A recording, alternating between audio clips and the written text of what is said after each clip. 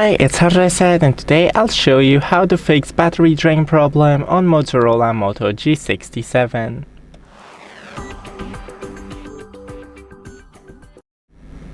So first go into the settings, then find battery settings, and right here you have battery saver and enable. I won't be enabling it because it enables automatically some features that I want to show you how to enable manually.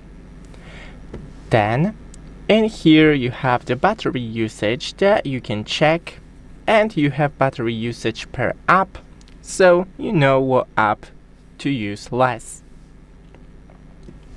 Then go into the display.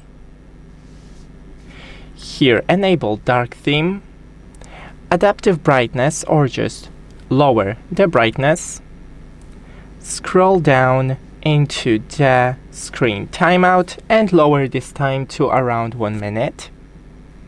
Then scroll from the top and here disable every feature you're not currently using, for example Wi-Fi or mobile data. And that's it. Thanks for watching, don't forget to leave a like and see you in the next one.